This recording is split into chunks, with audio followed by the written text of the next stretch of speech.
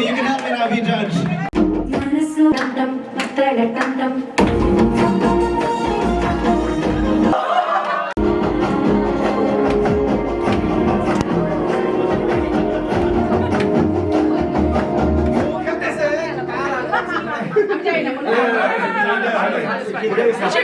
Restart the song.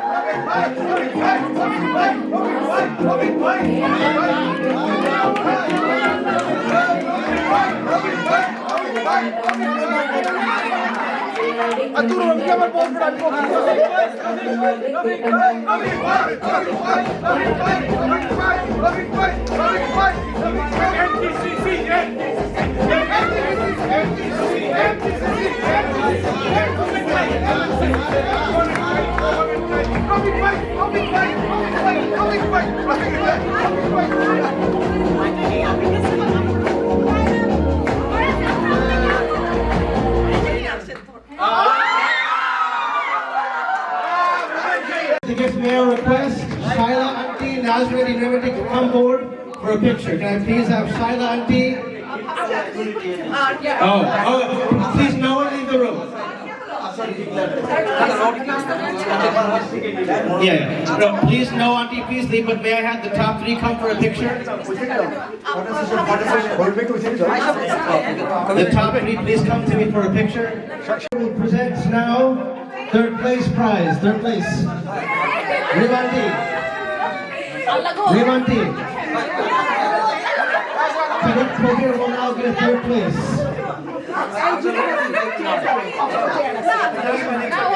Rivanti. Congratulations. Take a... Show me.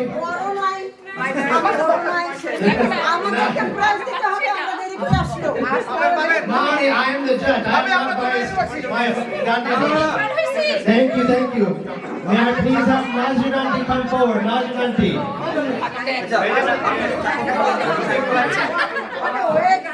Afzal Uncle will give Nazrin Auntie the gift. Nazrin Auntie, please come forward. Yes, please. Congratulations. Second place, congratulations. Wait, I'm saying now my May I please have Shailanti, first place, come forward. Shailanti, please come forward. Please.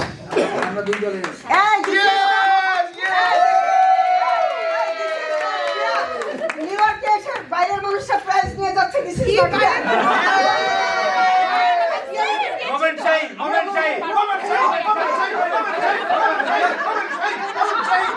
Thank you so much for your kindness. বাইরের মানুষ বলার জন্য খুবই আমি আরেকটা কথা বলি, প্রেসিডেন্টের বউ এখন গুন্ডি হয়ে গেল।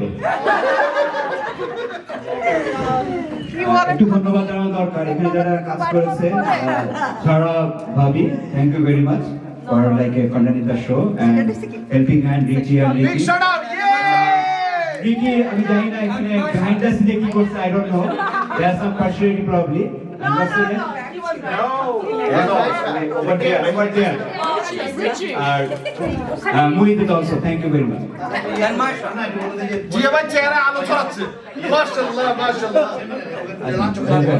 Okay, the following program is the seminar. Maisha also, Maisha is also. Hey, come over here. So, give a big hands to all of them, those who volunteered over here, and for the nice game, performance game. Okay, thank you. And the following program is the seminar. It will be the seminar room, hall room, and the breakfast room. So please be active over there.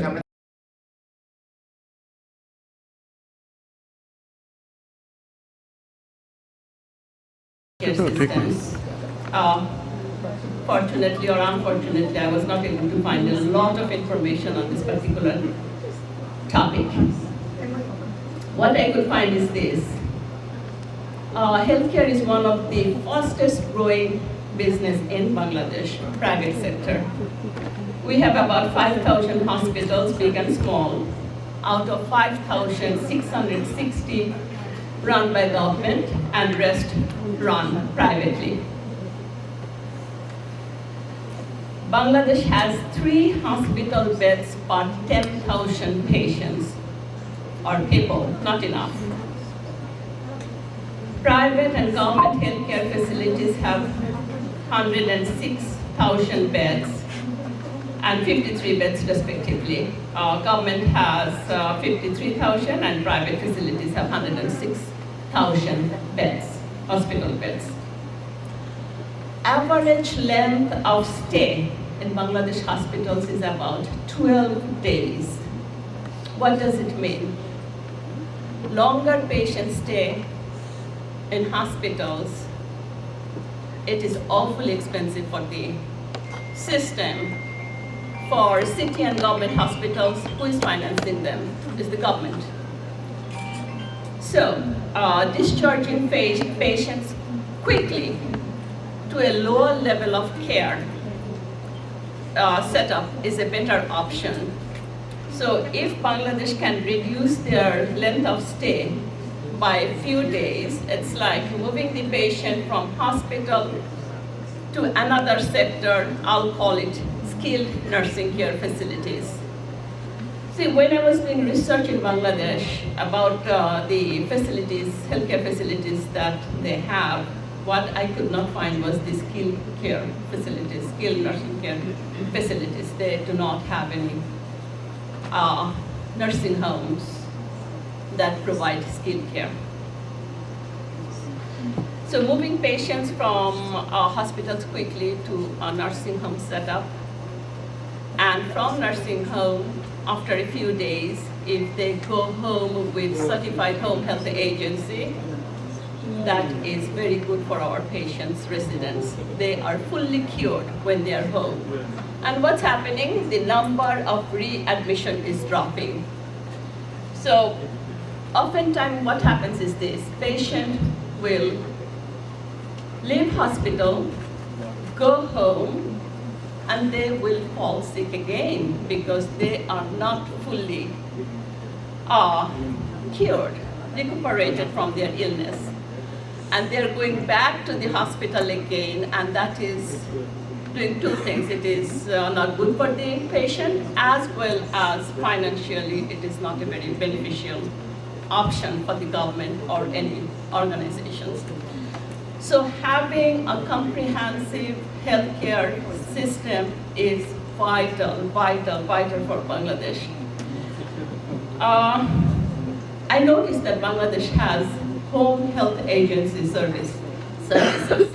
But what I have noticed is these are all private organizations, and it's not supervised under physicians. So I don't know how effective is that service that they're currently providing. I'm not saying it's bad. I'm sure it has some good benefits, but it should happen under the supervision of physicians.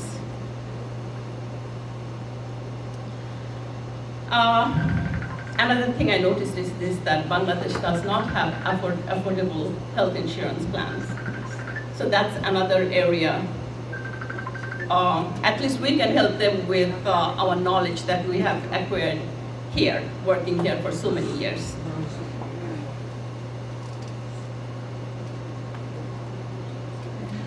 Government hospitals pay a lot more money treating patients than private organizations. That 660 hospitals, government hospitals that we have in Bangladesh, it's costing them about $3.5 billion. And that 4,000 hospitals privately run, they are generating about $5 billion worth of revenue. So implementing healthcare, affordable healthcare system is going to be beneficial for Bangladeshi population.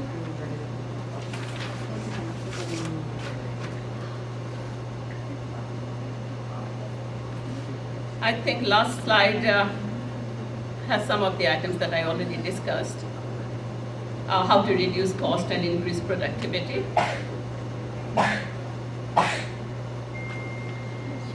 So again, Bangladesh does not have comprehensive quality healthcare system. We have hospitals, but we have gaps in between. Before going home, there has to have some other healthcare services that will help patients to get stronger and better. So a little introduction, I also work, I like to think that I'm in the same company as Cccnareunion2024 because I also work for New York City Health and Hospitals as a community worker, and I'm very proud to say that I share that with So, anyways, a bit of background about me is I was not born, nor was I raised in Bangladesh in any real capacity. So having my voice as somebody in this speech is going to be interesting. Although I was not raised in Bangladesh and I was not born there, I was raised within the culture. And what that means is that I speak the language, I have the thoughts of a Bangladeshi. It is my culture, it is my identity. So from my perspective, as an American expatriate, well, I'm not an expatriate, but as an American Bangladeshi, what I believe we can do, there are several things, and these are ongoing things that we can all do as individuals, as parents of the future generations, and as friends and family members. So I would say the first thing we can start with is knowledge education. And what we can do is we could ourselves learn the heritage and the culture of Bangladesh so we understand where we come from and what is our identity. Because identity is something you can never deny, whether you want to or not. It is not something you choose, but you can choose to lean into it and accept it and love the good parts of it. Another important factor, I believe, especially as a Bangladeshi, is we all must learn our language. We are only one of 2 nations on the earth that have died for our language. There's Ireland, who have died for the language of Gaelic, and there's us as Bangladeshis who have died for Bangla. So it is important to learn the language because when you can speak your language, you can understand the culture better. There are certain things we can express in our language that you simply cannot in English or another one. We need to learn our history, but not just Bangladesh's history, and obviously from an unbiased point of view, but we also need, especially because now we're in a post-revolutionary Bangladesh, I believe that the learning of histories of other revolutionary nations, especially in the 20th century, is something that we can learn from.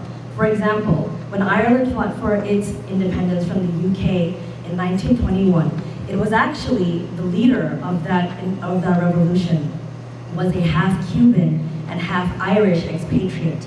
And it was because of Irish remittance and Irish foreign aid that ultimately financed and led to the revolution of Ireland, which is why they are independent now. So learning these histories is sort of a playbook that we could use in how to get our country into the future. Also, I believe learning real-life examples of countries like Malaysia and Singapore, whom we share a lot in common with in terms of resources and raw materials, can also give us an understanding of how to best use the resources that we have to benefit the people of our country and the country itself, as well as us as expatriates. The next topic I will cover is values. So in terms of values, as an American, I would say that I have what's called a hybrid identity. I am both Bangladeshi and American, and in all honesty, Bangladeshi culture has a lot of things that I do not like, and there are many things in American culture that I do not like. And there are aspects of my ethnic culture of Bangladesh that are much more superior, in my opinion, to Western culture. So I've had the privilege of picking and choosing the best aspects of both and kind of creating a better super culture, if you will. And that's something I think we can all consciously make those decisions to take what is best to develop ourselves as the best person that we can be. Another value as an American specifically is that the United States is a nation of immigrants. And the American idea is that we believe that we are stronger because of our diversity. And I think that idea should be applied to Bangladesh as well. Even though we are not an immigrant nation, but the idea of tolerance and acceptance and diversity, and particularly for Bangladesh, I would say the acceptance of different classes is something that we can really learn from the United States. I think one of the problems we have as a Bangladeshi society is that we are much too hung up on class hierarchy and status. And that is something we should eliminate, and as expatriates, we are in the privileged position to have lived here, to use those values and apply it to our own culture. Because we could improve our culture. As long as we exist as a human being, we can improve, always. The next topic will be skills. In terms of skills, I believe, as Bangladeshis, we can, and we should, allow the flourishing of many skills that can benefit us as individuals, but also us as a community, as the diaspora of Bangladeshis living all over the world. You have 2 more minutes. And as Bangladeshis in the country. And what I mean by that is we can get out of the idea that medicine is the only option for your children and for us. We should encourage our children and our future generations to become lawyers, work in finance, the arts, politics, filmmaking, because every single career can contribute to something of a culture and contributes to a society. If you want examples of this, look at the Jewish diaspora, look at Chinese people and Indian people. They're in multiple different fields and have been successful because you really will be successful in what you're good at. You're not going to be successful in what you are forced to do. So please keep that in mind. And the final thing I will talk about is outreach. We must have a proper vision of what we want for our home country and what we want as a Bangladeshi diaspora living in the United States. And for that, I would say what I would encourage is going back to Bangladesh as much as you can. For those who can afford it and have the means to do so, take your children there, send them there. Us as young people, we should want to go. And even if we don't want to, we should have that experience. We can do exchange programs with universities in Bangladesh and the US to create exchange programs so we can actually give other opportunities for our people here to go and really immerse themselves within the nation.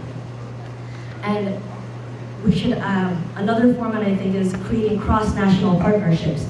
So different non-governmental organizations or non-profit associations, if you start one in the US, you can have a partnership with other Bangladeshi youths or leadership in Bangladesh. So the communication in a professional capacity, something that is tangible and will give results, that's something we can foster as well. And I'll just end it by saying that I think our greatest resource as expatriates are each other. People are the best resource that we have, not money, not land, not even education. It's really the people, because we're the ones who will do the physical labor, we are the ones who will come up with the ideas. We're the ones that can develop each other. So I think we should put aside a lot of our divisions, which we have many. We should not let our emotions prevail. We should talk to each other with respect, which comes with the idea of tolerance, learn from each other, and use each other to develop ourselves and our country. Thank you.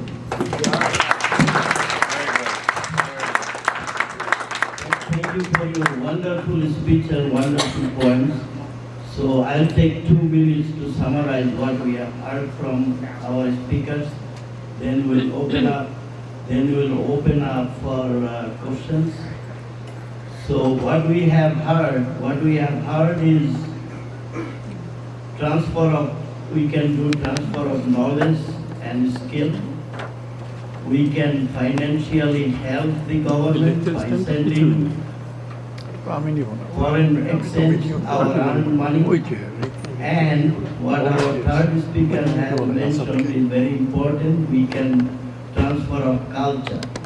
That means we can take the best culture, what we are seeing here, and transfer it to our Bangladeshi community.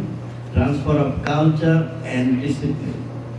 So that is a very important point. So those are the, what I have gathered is those are the main points what our speakers have spoken. So let's all try to do that and make ourselves available for our country.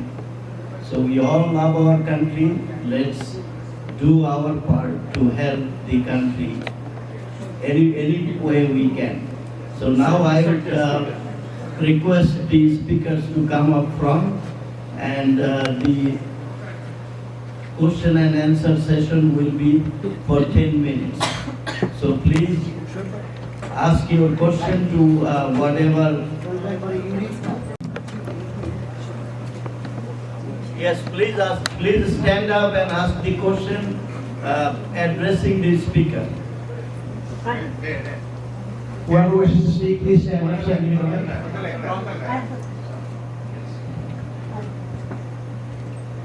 I'm not sure. Hi. So I grew up in the UK, and my whole family is in the UK. So I appreciate what you're saying, Bonnie, about learning the culture and everything, and tolerance. So we're from Sylhet, so we have our own dialect. So we tend to be a little bit insular within our community. So I would encourage the new generations to, broaden and let their kids learn. But my question is, I don't know if somebody is able to answer on this panel, but the problem with trying to do remittance and things in Bangladesh is so much red tape. So my brothers have property that my dad has handed down. Sadly, my dad's not here anymore, my parents aren't here. And they had to go through so many hurdles in order to prove that they're kids of Bangladeshi parents, and the red tape, going to the London embassy, all these things. I just wondered what you guys had any comments, any thoughts around this. Do you think that might change in the future? Just to keep that linkage. Because a lot of the British Bangladeshis, they do not want to invest in Bangladesh because they're scared they won't be able to get there. What is your question? My question is, what are your thoughts on the young generation who are born outside of Bangladesh, having to prove that they are, descendants in order to, invest in the country, all that kind of stuff. Let us understand the question. She understands the question. Just to reiterate, Auntie's question was that regarding remittance and the bureaucracy and red tape and difficulty it is from the UK to provide remittance to Bangladesh, what are the thoughts that some of the panelists have on being able to prove that you are the children of Bangladeshi parents, your Bangladeshi citizenship, and will this process of remittance get better or easier?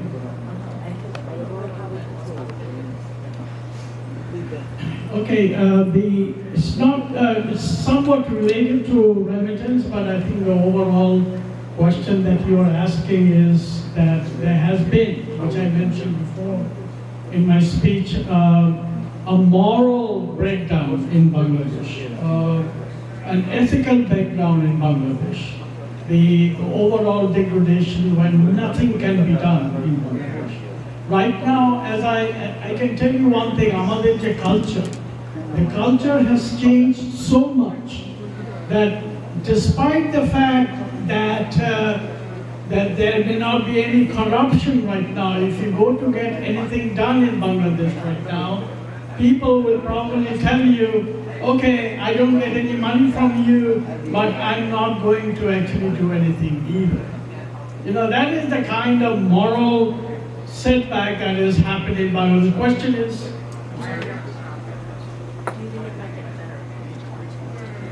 it can only go, if the question is loaded, you have to give me a little time, otherwise, you know, there's no point in me speaking. The answer to that is yes, there may be one simple solution, which is education, education, and education. It's going to take years, perhaps decades, to bring Bangladesh up to the level and standard where education improves morality, character, and the ethnic values of the people in Bangladesh. So was that answer suitable for you? Yeah, yes. It's not an overnight Yeah, thing. it's- Okay, thank you. It's a very helpful outlook, yes. Thank you. Okay. Can I answer a little bit about that question? No, Shankar, can you please ask a question, not answer? I just want to add, you said a very nice thing, but I just wanted to add a little bit so that we canalize our question. She asked that the kids, sometimes they fall into identical crisis when they go to Bangladesh, and then it's difficult for them to establish. Now, it's very easy if you do the dual citizenship, then you get all the rights that a Bangladeshi is having. Even he's a UK citizen, even he's a US citizen. So that would be one of the easiest option for the kids. And then the second thing is about the investment. I believe most of the foreigners, like people like us, those who are living in different countries, we are investing in a very particular site, residential property, which we do not make. Like in Bangladesh, I believe what is the requirement at that time. We need to find out that, and it's very easy because if you really want to do the investment for the business, we go to the Ministry of Business. We exactly know that what is the deficiency, because they have a plan of 20 years, 30 years. We need to focus on investing on those sectors where there is a shortage. Like Bangladesh I'm just giving an example. Bangladesh has a lot of cars, then we need to hire. Thank you very But there's much. only Very one or two tire companies there. Thank you You very much. remember that few days back there was a fire in the Ghazi tire, and that is a huge problem in the total tire market in Bangladesh. As I was a Thank you very much. This is a very broad topic. We cannot solve this by discussion here. We are running out of time. I'm very sorry to cut you off because we are running short of time. So, very precise question, because this is financial transaction. This is such a broad topic that we cannot discuss it here and get an answer. Yes, Mustafis, please. Just it's not a question, it's just a statement. I am saying that education, Yusuf I already says that education changes us, make a better human being, making the right decision. But as I'll be a little bit political, because in last we know that in Bangladesh on 5th August there was a revolution, and before that some people, government officials, military, non-military, they supported the government, and they went out of the rule, out of the way. They involved in killing, abduction, and other things. And a good number of people are from the Cadet College background. And there are some, everybody we know that our Mustaq Bhai from Fuzar Cadet College, that time even our Cadet College group, someone did, I had given a number of posts and it was immediately deleted. And people are advised. So I believe that in our Catholic fraternity we should be more non-political, and we are strong to raise our voice on the case and take the right thing, not the political thing. It doesn't matter which, but in most of our military or non-military officers, I find that with a very high education, very high background, they actually take the career path. Career means he needs the boss will be happy on this issue, so they go beyond the ethical stage. I'm sorry to cut you because we are running really short because next session has to start. If you have a very specific question which we can answer in 1 minute, please go ahead. We just want that we must improve our education with more ethics. It's from the family, of course, but in Okay, so other your, things, your point is education with ethics. ethics must be So learned. we take it, and can I get to the next person for the question? Thank you. We have few minutes only. I'm sorry, I cannot give you enough time. I beg apology. Subject Public Apology 87. I will take 15 seconds time start. This is just a suggestion. I'm very proud of what we heard from our daughter today. It is excellent, beautiful speech, very thoughtful speech. I don't know whether we all carefully heard about it. It just touched my heart. I like to add a little bit here. Through our younger generation and also the generation we are here in the US, we should be more involved with the US mainstream politics. Because by doing that, you achieve two goals. One goal, you make the stronger community here, and second goal, that you can affect the US policies, international policies that will help Bangladesh to grow.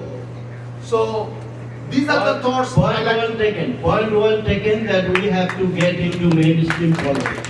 If no one has any more question, we would conclude this session. I appreciate your participation.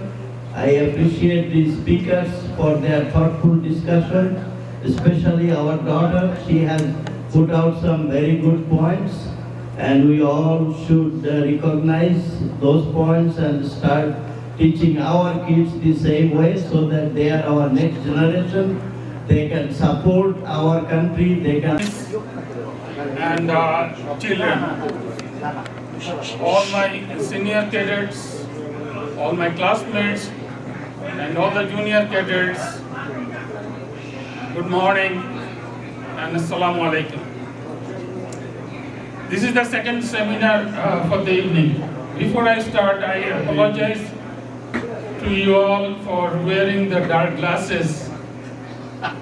You know, actually I was playing tennis the other day, and I got a hit from the tennis ball under my right eye, and there was a black spot. There is a black spot there because of the tennis ball, and that's why I am wearing dark glasses to shield my eye. Forgive me for that. Okay, we should start with the, how do you hear me? Do you hear me? Last man. Do you hear me well? Okay, good. Thank you. So the second seminar for the cadets this morning is, the topic is what do we expect from the country? What do we expect from the country? And this country is not our migrated country. This country is our original country, the Bangladesh. The speakers are Colonel Akbar and President Masood, and the lady, and there's a girl, Munzalin. Munzalin, are you here? Munzalin, please give me your full name. Munzalin Manwar from Feni Cadet College. The first speaker will be, of course, would the speakers love to come and sit here on the stage? I invite the speakers to please come up here and sit on the stage beside me. Please come. Colonel Akbar, President Masood, and Munzalin Manwar. Please come up. Big hand for the speakers, please.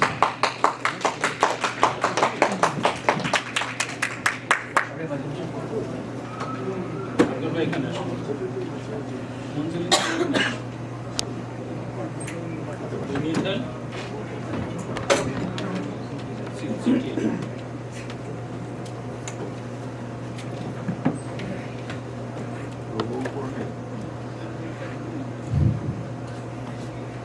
Okay, ladies and gentlemen, we are ready to start the second seminar, and our first speaker will be Colonel Akbar.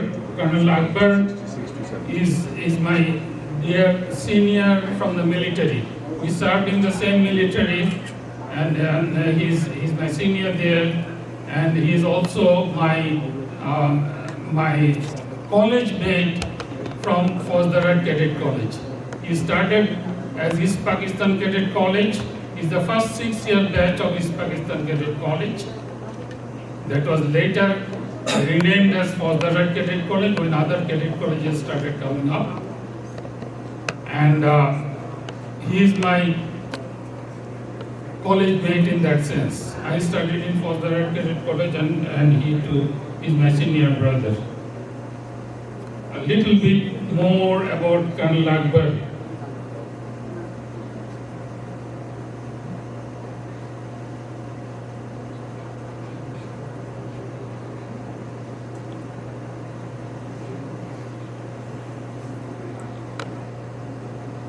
So Colonel Akbar, his name is Mia Akbar, Lieutenant Colonel retired Mia Akbar.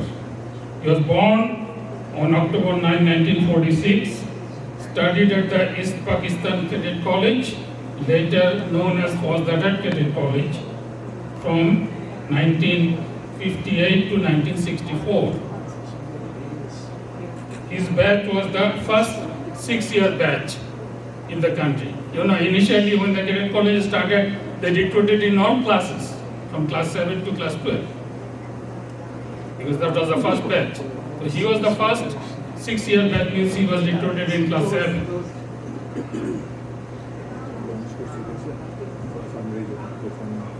After cadet college, he passed the exams for both Dhaka and Lahore engineering universities, but he chose Lahore. He went to the Lahore Engineering University and he studied there for 1 year. Then he didn't like the studies too much. He wanted to join the military. So he joined the Pakistan military. He joined the Pakistan Military Academy as a cadet with the 37th PMA long course. PMA is Pakistan Military Academy. 37th PMA long course in Kabul. And graduated as a second lieutenant on 1st April 1966. His first posting was in 5 East Bengal Regiment. 5 East Bengal Regiment is incidentally also my regiment. After liberation, when I got commission, I was first posted in 5 East Bengal Regiment. So we are also unit mates. 5 East Bengal Regiment is known as Victory Tigers, the nom de guerre. And then he was ADC to Lieutenant General Wasiuddin, commander of 2 corps in Multan, West Pakistan. At that time, he did not write it here, but I can tell you for the junior cadets, he received many letters from the Pakistani girls. He was a handsome young man. I can show his picture on the screen, many of you will faint.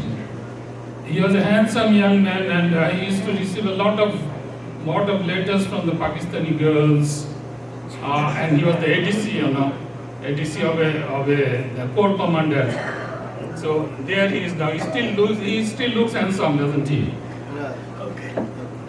Okay, and then hold on. Later he joined 5 East Bengal, and then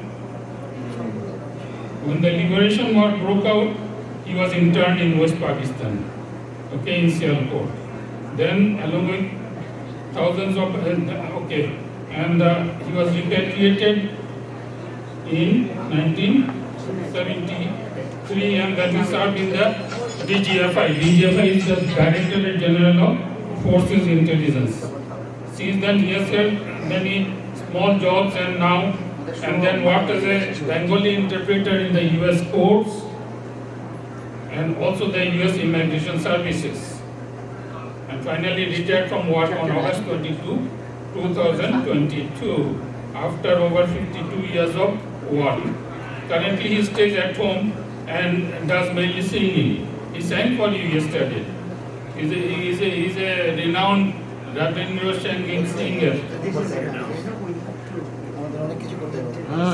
We'll give the floor to Colonel Akbar now. Colonel Akbar, please.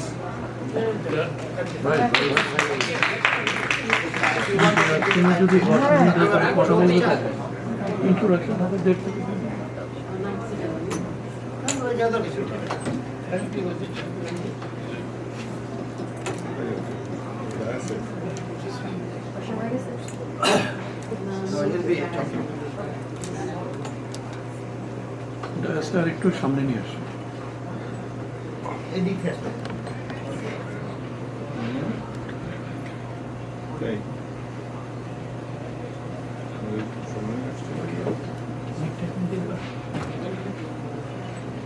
With the other mic. Hello. Hello, boys. Hello, assistants. Where is the other mic, please?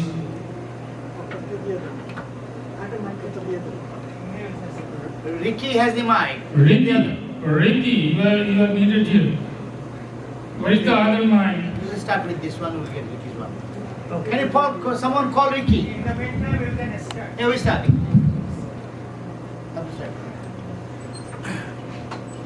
Cadets, cadets, ladies and gentlemen.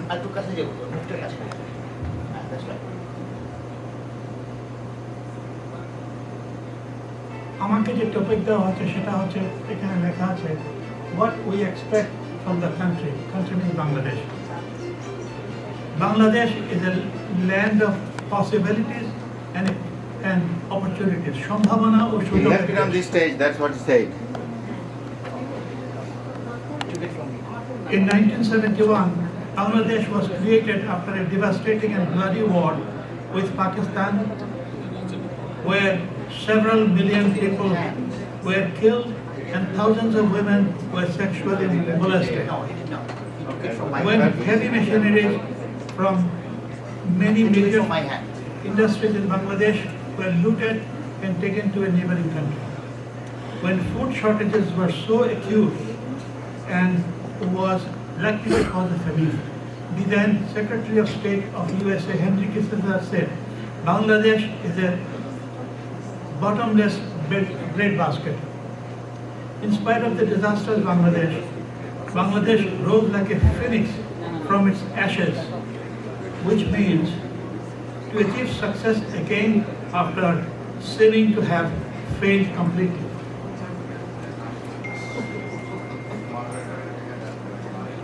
Mr. Kissinger was proved wrong. After struggling for several years, Bangladesh is not only self-sufficient in food, but in certain good years, she has also exported rice to other countries. Look at Bangladeshis are entrepreneurial people. Look at Jackson Heights and Hillside Avenue in New York City. In 1981, when we came to the United States, there was only one grocery store in New York. Most were owned by Indians. Today, over 90% of grocery stores in these two localities are owned by Bangladeshis. Now, what we can do for our country to this over 1 million Bangladeshis work in Middle East, almost all of them unskilled laborers and maid servants earning minimum wages, and many face physical and mental abuse. Many women have been sexually molested by the Arab employees. Most manpower agencies sending Bangladeshis to overseas countries have charged huge amount of fees from them. They were promised X amount of salaries, but upon reaching the country of employment, they found out that the salaries were much less. So they lied to them. Anyway, now what do we expect from Bangladesh? First is building larger airplanes. Yes, Bangladesh has made airplanes, including the BBT-2, a military trainer and light attack aircraft. The development of BBT-1 and BBT-2 airplanes is a landmark for the country's aviation industries because local designers, engineers and technicians of Bangabandhu Aeronautical Center in Lalmonirhat, these were created in Lalmonirhat. Now, once the country can build aircraft, light aircraft, it can also build larger aircraft because the technology is there, and also possibly military and civilian jet planes. We can expect this from Bangladesh. Next is manpower. Bangladeshis working overseas are mostly untrained workers, earning very little salary. Bangladesh should train them with technical skills such as electricians, plumbers, bricklayers, etc. They earn much more salaries than day laborers. To achieve this, Bangladesh should build technical schools in every district in Bangladesh. Accountants, trained accountants and CPAs and bookkeepers are in big demand overseas. They earn large salaries in the companies where they work.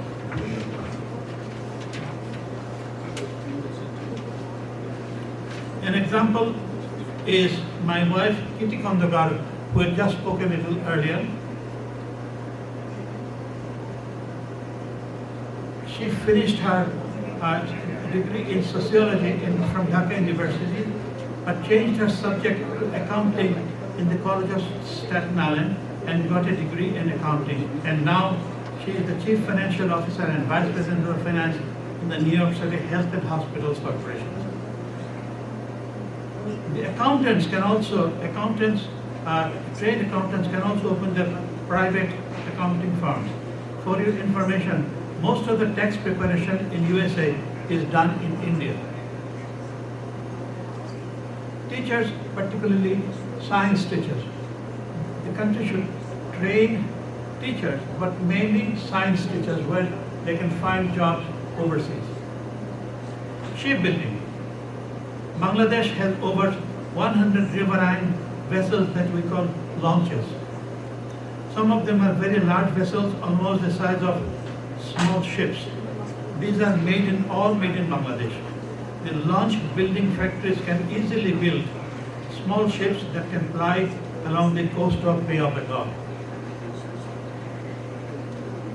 Ocean wing ships. Bangladesh is currently building ocean wing cargo ships. You'll be surprised to know that the first builder of the cargo ships was a woman. Now, if Bangladesh can build ships, then why not submarines and aircraft carriers? After all, these vessels are made in China, Japan, Russia, and European countries. So why not in Bangladesh? Because the technology is available. Most of the categories of the technicians should learn 2 languages of the countries where they wish to work.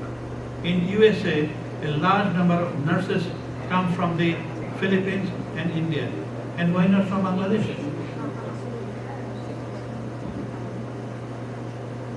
In my few minutes of deliberations, I have tried to demonstrate that Bangladesh is a land of possibilities and opportunities, সম্ভাবনা and সুযোগের দেশ।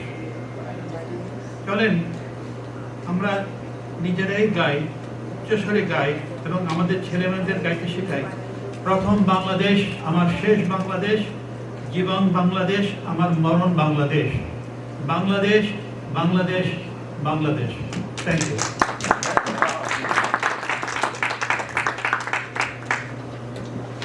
Thank you, Colonel Akbar. Our next speaker is our President, Masood. And we welcome Dr. Masood, President CCCNA.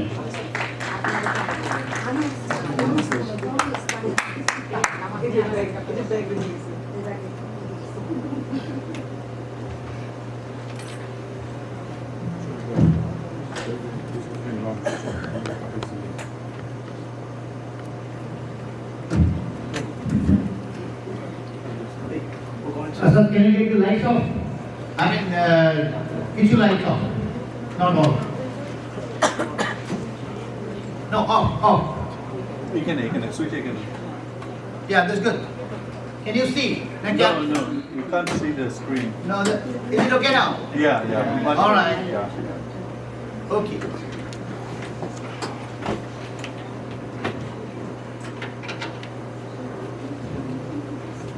Everybody says what I can do for my country. Ladies and gentlemen, my respected guests, first of all, my honorable respected moderator and the other panelists. The question is always we tend to say what I can do, not what country can do something that you can expect. But I'll be a little opposite to what JFK said once.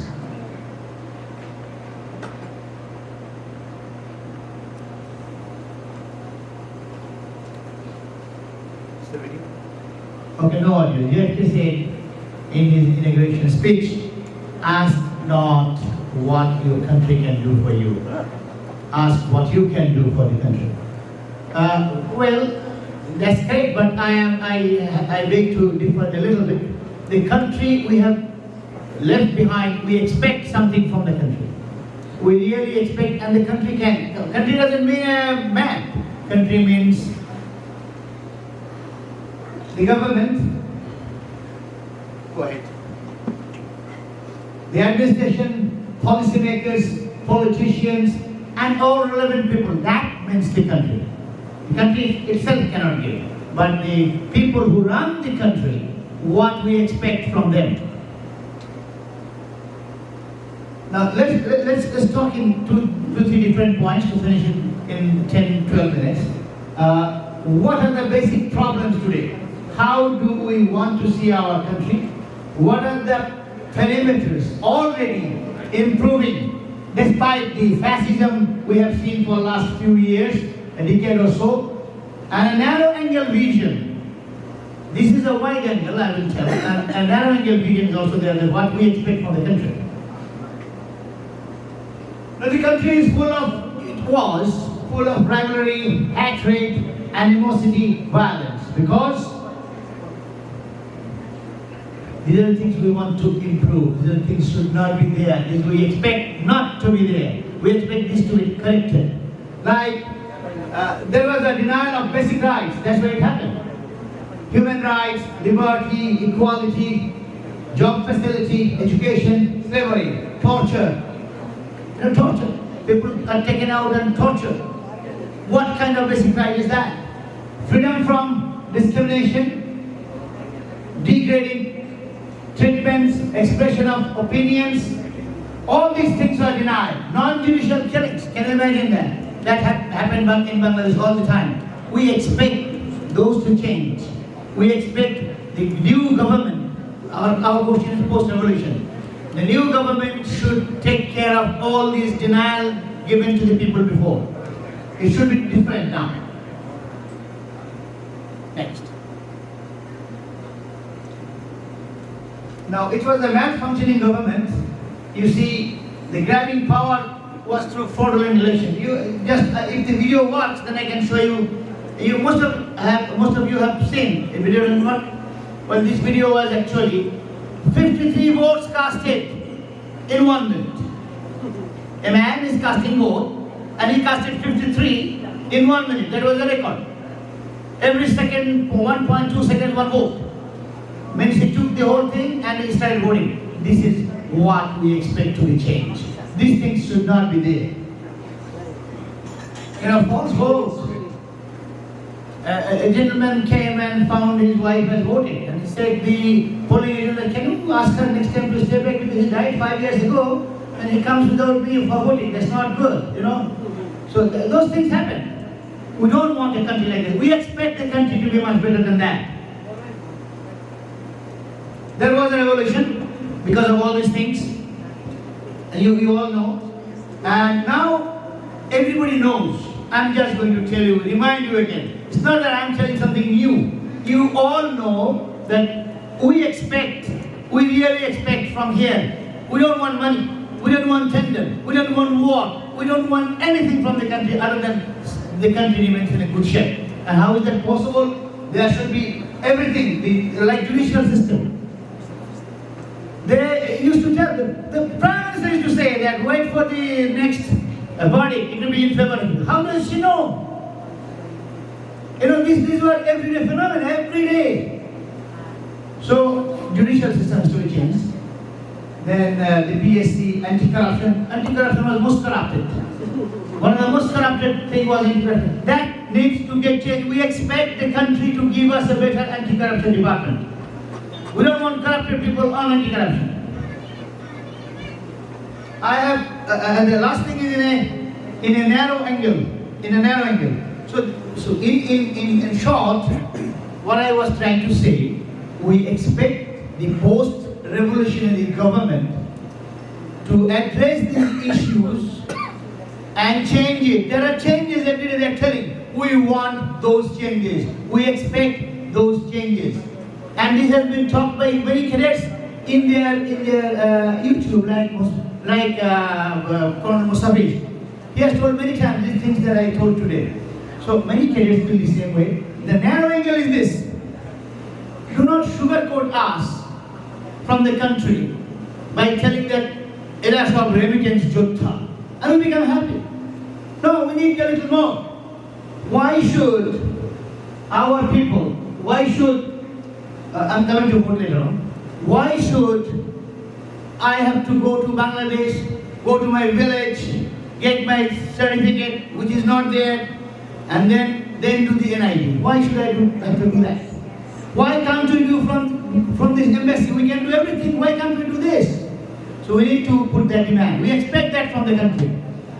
Then, you know, how many people are there outside?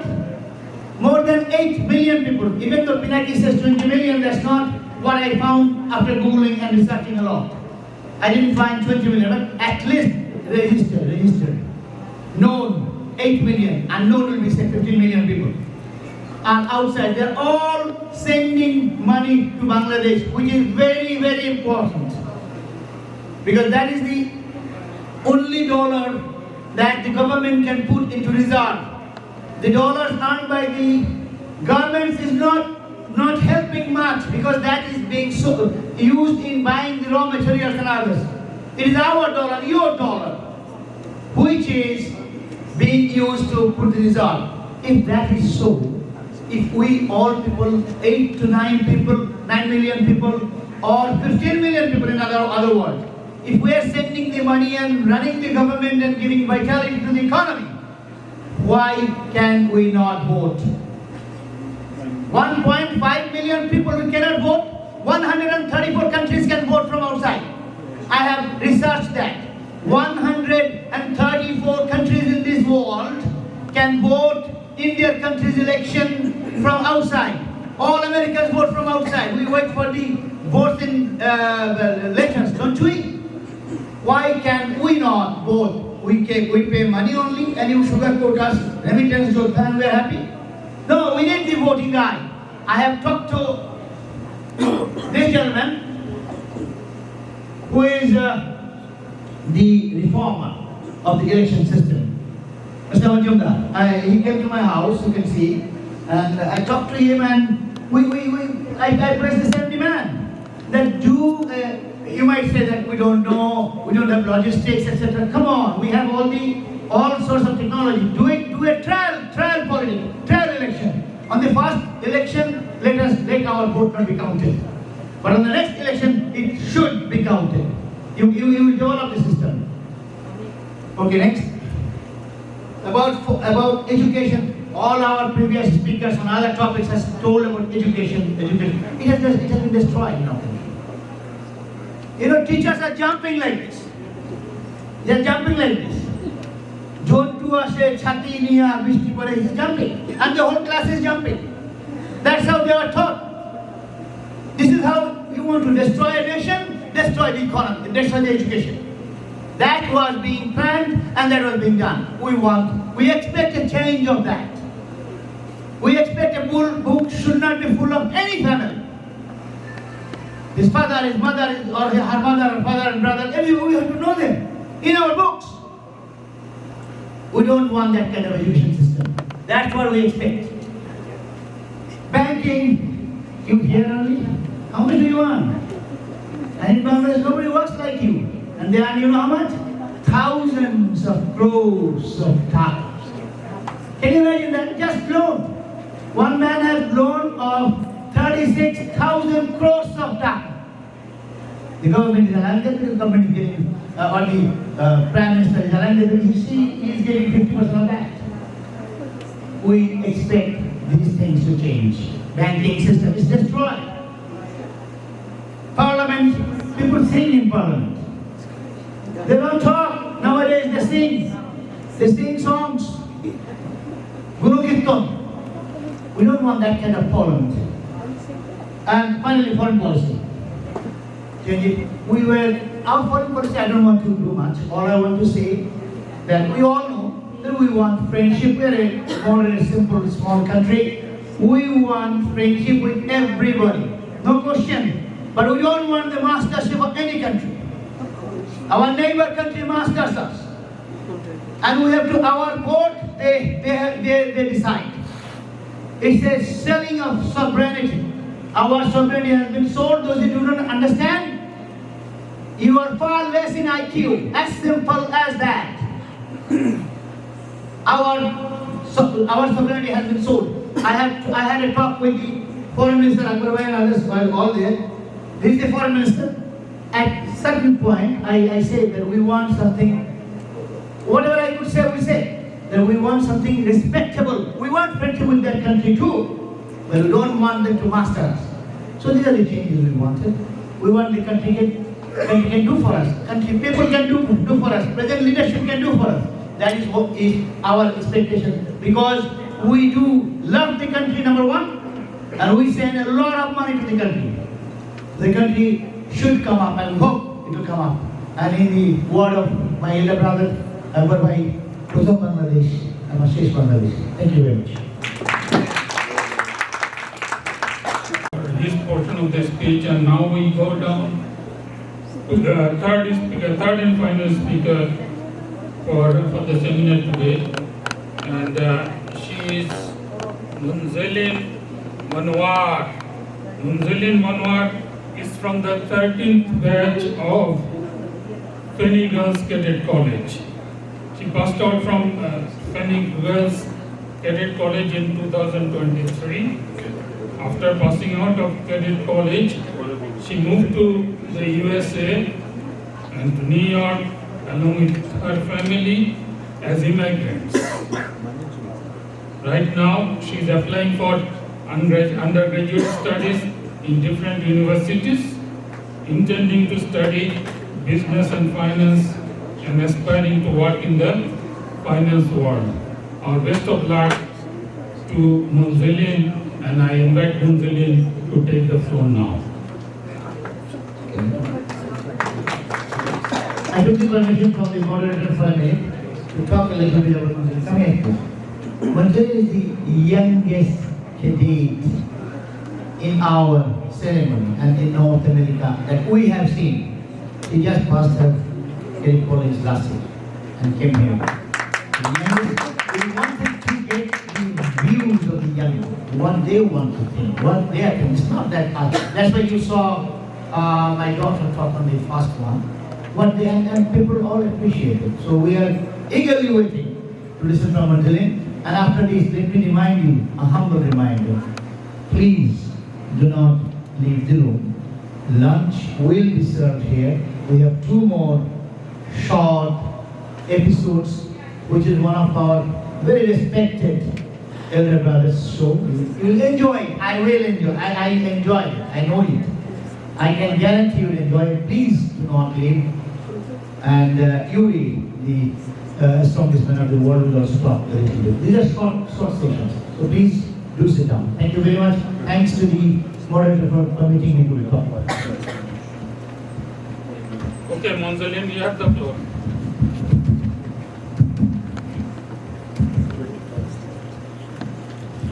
Good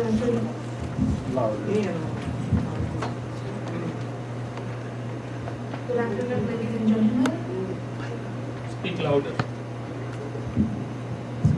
much louder than you normally would. You can take it out. Take it out. Take it out. Hold it in your hand close to your mouth. Pull it now, pull it. There you go. Good afternoon, ladies and gentlemen. That's much better. I feel honored today to be able to speak on this topic concerning the post-revolution era in our beloved motherland that has seen a seismic political shift. Bangladesh's road forward is cluttered with hazards, but the forces of democracy, particularly its youth, are strong and committed. The greatest jeopardy for Bangladesh is that its revolution remains unfinished. The citizens' democratic aspirations have been unleashed after years of dormancy. If repressed, they're likely to burst forth again with greater aggression. Channeling the public's demands into a methodical restoration of political and civic institutions is more likely to set the country on a path towards stability and continued economic growth. The final months of the former regime saw a concerning decline in foreign currency remittances, with central bank reserves plummeting. As an expression of their support to the new government, expatriate Bangladeshis have resumed sending their hard-earned money home, stabilizing the reserves. International financial institutions have also shown support as well, aiding Bangladesh in overcoming financial hurdles and strengthening the banking sector and broader economy. However, the relentless rise in the price of essential commodities remain a major concern for citizens, a persisting consequence of the previous regime's corrupt practice of fostering syndicates. The interim government has taken up the challenge to improve the situation, though it remains an area demanding urgent attention along with the ongoing law and order issues. As Bangladesh approaches an election, an independent and neutral election commission is non-negotiable for a credible rotation of power. Elections are needed to re-establish legitimate governance, but if held prematurely, they could entrench an established political elite that likely has less interest in systematic change. A stable and multi-party democracy with fair elections will promote accountability, putting fenders on corruption and governmental abuse that will stabilize politics.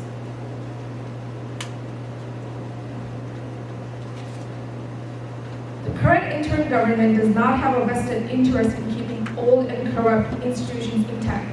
But in the future, a newly elected government might seek to reform institutions to their presidents and interests. Rebuilding key institutions now will help guardrail against democratic backsliding under any future government. For over a decade, the education system has undergone numerous changes and trials. The previous government introduced Curriculum 2022, which brought sweeping changes to the education system up to the secondary level. The interim government plans on science, humanities, and business studies streams will be reinstated in secondary education, with the evaluation system reverting to the format used in National Curriculum 2012 from over a decade ago. And while the current textbooks focus heavily on Bangabandhu Sheikh Mujibur Rahman's role in the Liberation War, we expect to see the new editions highlighting contributions of other key figures like Maulana Abdul Hamid Khan Hashemi, Tajuddin Ahmed, Said Nazrul Islam, General Ataul Ghani Osmani, and Major Ziaur Rahman. Also, we expect the removal of misleading information, historical distortions, and excessive praise of individuals, false content, and instances where certain figures were excluded from textbooks. Reform would require a collective effort of all stakeholder groups.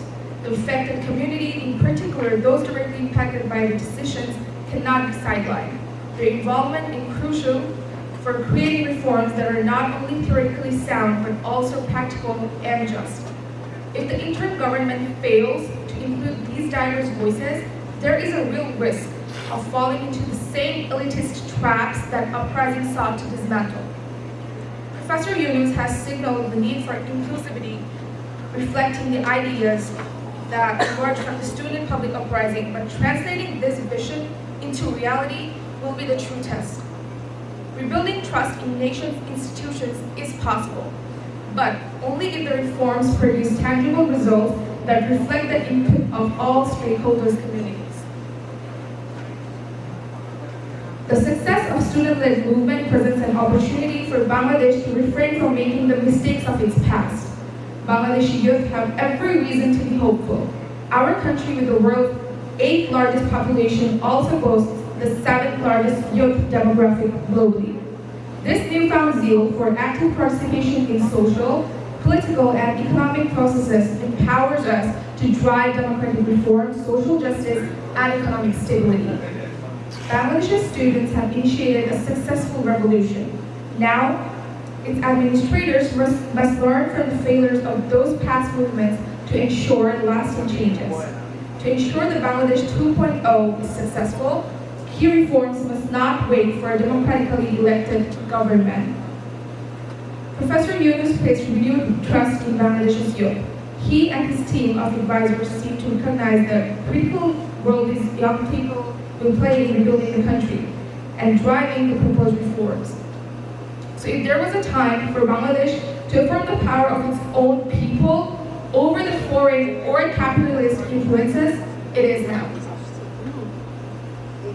With greater hopes to see our beloved country, our home to rise as Phoenix, I would like to conclude my speech here. I thank again the Cal College Club of North America, President Dr. Masud Paya, Asad Pai and Iqbal Pai for giving me such an opportunity to join this wonderful session and make a statement of my own takes on this very topic. I also feel very blessed for all the work that I have received since yesterday from everyone. I think being the youngest has its own perks. With this, I wish all of you have a wonderful day ahead. Enjoy the rest of the reunion. I'll take a break. Thank you.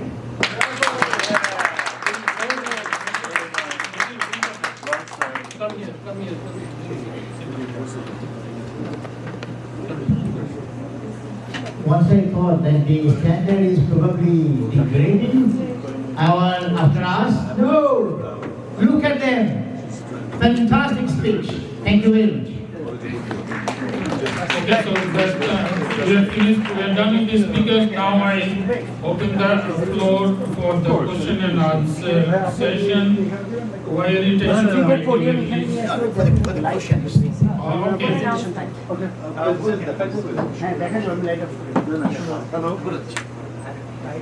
Know that we are eating without them, you know. They want we buy their food. So please, do not go out. Sit down inside. Food will be served within a few minutes. Thank you.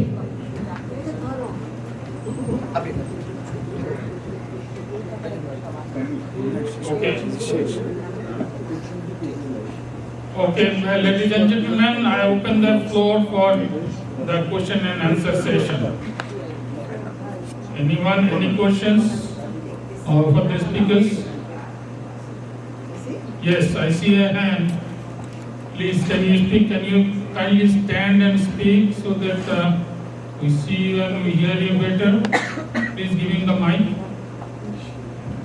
Assalamualaikum. My College 87. Not a question, my nature, like a small suggestion. Like with Bangladeshi dissidents living in abroad, actually this is a virtual decade now. So there could be a virtual committee from all over the globe, or at least from the US, who can help meeting at least quarterly or half yearly with the government, a designated committee. We have ex-cadets in every ministry or all the important positions. So at that point, this committee can communicate the needs and the problems we are facing or the challenges we are facing. Those kind of communication, a communication channel can be established, and this can improve the Bangladeshi dissidents we are living abroad. Thank you, Mosaddeq. Point noted. Any other questions? If anyone has a question and not a comment, please raise your hand. No questions. Looks like we have satisfied them all. No questions? Okay. Okay, now the floor is closed to questions. If you have questions, we'll see next time. Now, in short, yes? Okay. So the seminar went like this. Colonel Akbar spoke first, and he spoke about the expansion of Bangladeshi-owned businesses in the USA, and then he spoke about how we want to see the country develop. He wanted development of the industry sector and the shipbuilding sector and also the aircraft manufacturing sector.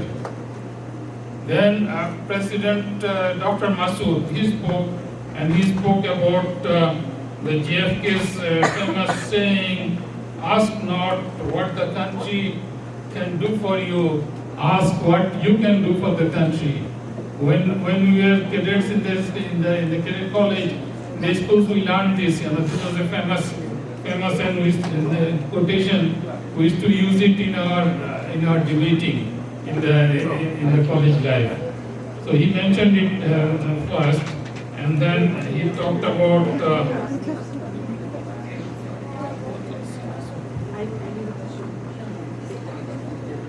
he talked about government and for government, Bangladesh government reform. He talked about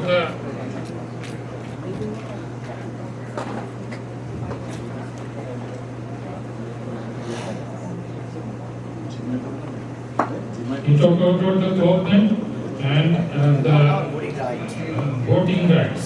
And he also talked about how the government could improve. False voting. This is one he pointed out. The government should be effective. The voting system should improve. False voting should stop. And then there should be systemic changes. And he talked about the Public Service Commission, the education system, and also the industrial sector of the country. And finally, it was Munzilin. Munzilin spoke about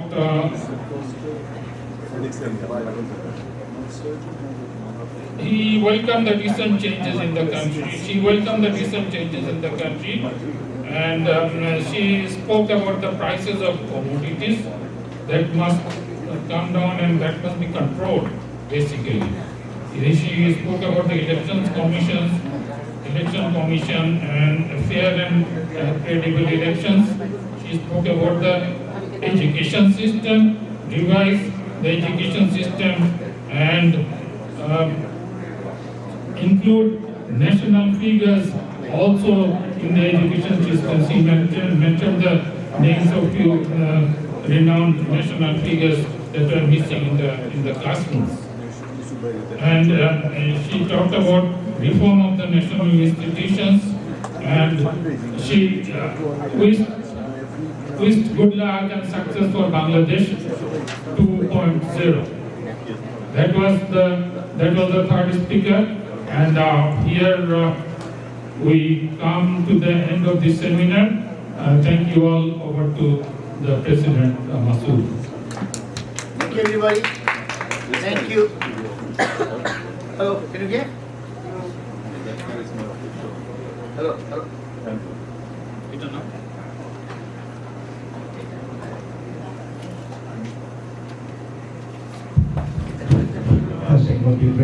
Hello. So our next seminar starts, and the next talk. Please, the team should come here for Shafiq Bhai's presentation. We have got Shafiq Bhai's presentation now. Can I? And we're done. Thank you very much. This has to change. Yes, wait. Please come. Thank you very much for sitting so disciplined way. That is it. Thank you very much. Thanks to everyone. And this is my message to people on how to manage their retired life. What I want to mention is that I'm from MCC, I'm batch 2, which finished high school in 1970. And then, because of the uprising and situation of the pre-independence of East Pakistan, I went to school in England. So my post-high school is A-levels in Wimbledon College, London, followed by University of Birmingham, and worked for General Electric for 3 years. Like all good cadets, we have a lot of good things instilled in us. A year after I went to England, I had zero money. My father was the Home Secretary of Pakistan, got arrested along with my mom and 2 sisters and made prisoner of war. And here I'm in London, 19 years old, with zero money. The tenacity and other things that were taught to us at Cadet College is what kept me going, along with some other cadets. Some were my relatives even. So we made good. We woke up at 4 a.m., took the bus, worked at Hudson Bay Company that made Greek boats. And then I also worked at the London Playboy Club 3 summers in a row, because the wages there was twice as much. And of course, you could eat steak every day.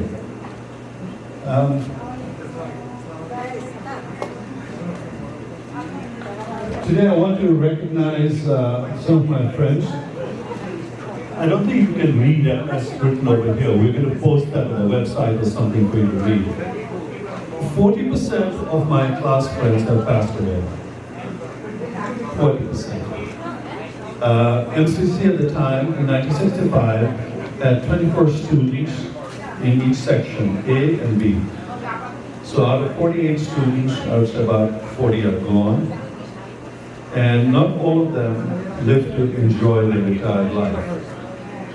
There are 2 gentlemen that I should recall, Khurshid Ali, who became a martyr in '71 war, and my class friend, these are both my classmates, Ishtiaq Habib, who was a great athlete, fast baller, pace baller, basketballer, and so on, died prematurely from kidney failure.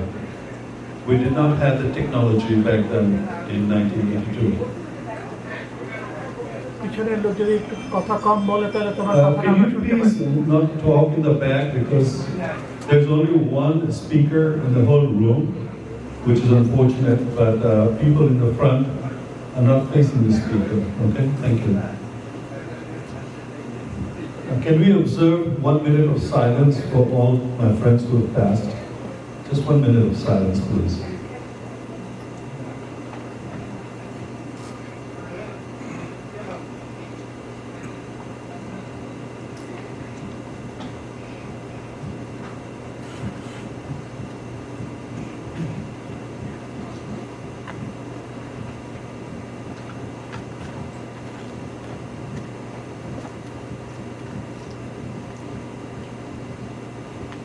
Thank you. Next slide, please.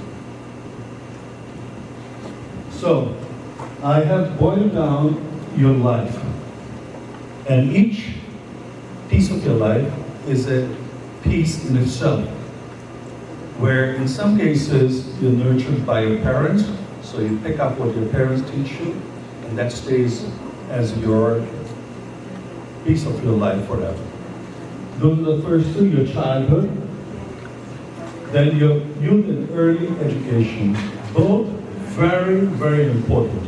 My father told me that what a child learns in the first 2 years is what shapes their life, and what a child learns in the first 10 years is what he or she becomes. And I take my father's and mother's advice very seriously. They were very well educated, and they were very pragmatic people. Then you have college and education towards a challenging career. This is very pertinent now, not for the people I'm speaking to, but your children. Please make your children study STEM. I'm telling you, I'm in the business. So my specialty is space, and biotechnology. America as a nation in the next 10 years is spending zillions of dollars in space and biotechnology. And what I've done with my grandchildren and my nephews, nieces, is push them towards those markets. Please make your children study STEM, not history, not arts, not nothing. They'll never get a job. So, after college, number 3, which is the fourth one, is early career. Early career determines where you will go with your career. If you don't like your job, please don't do it. Just resign and find a job that you enjoy doing. So I'm experimenting with my own daughter. Okay, in my time, I'm the only son of my parents. I have 3 sisters. So my uncles alone will say, Hassan doctor hobe, Joshin barrister hobe, and all that. Megulo to be medical college. Something like that, okay? In my case, my father at a young age recognized I had engineering talents, and more so by going to cadet college. You know, I got leadership experience at an early age, became a senior prefect at age 15, a house captain at age 16, and a college captain at age 17. I did not have that kind of authority ever in my life when I ran and managed corporations in America. I could give any one of the 300 students extra drill, make them crawl. But although I'm not that arrogant to do that, I never punished anybody during my term. But here we are. The mid-career and raising kids and multitasking between career and family is the worst part of your life. In New York in particular, if you know New York and you know Wall Street, the majority of the Wall Street heart attacks happen between age 40 and 48. No sleep, your children have to go to school somewhere, your wife is also working at a high-stress job, and attention is scarce, time is scarce. So those who are in that mid area, in your 40s and all that, please take heed that you've got to be able to compartmentalize your brain. When you're with your family, don't think about work. When you're at your work, don't talk to your wife or friends over the phone. Compartmentalization is key to success. And I learned that from Bill Clinton, how you could run the nation, have a full-time girlfriend called Monica Lewinsky on the side. And he did it just fine. So you need to learn how to compartmentalize your time and your brain. Very, very important. Then top career. Best part of your life. You're a vice president or a CEO, like Titiapa is a CFO, you made it, okay? Then you basically learn to relax, delegate, delegate, delegate. Never micromanage anybody. That's my advice to you, please. Okay? I had people working for me for 18 years. Even today, they say, you're the best boss we ever had. Because you let us think outside the box and not tell us what to do. The bureaucracy, unfortunately, doesn't do that. My wife works for the Smithsonian since '89. When she writes a memo, it has to be reviewed by 2 bosses above her before it's released. Such is life. The same in Bangladesh too. And last one is retirement. Now, retirement does not mean you say, oh, phew, that was great. I'm going to sit at home, honey, you go and work, and I'm going to watch TV and soccer and eat all day. That is the longest thing you can do. Retirement is the fact that you have made your professional contribution to society and your family, and now it's your turn to look after yourself and enjoy things that you want to do and have fun at it. So next slide, please. Okay.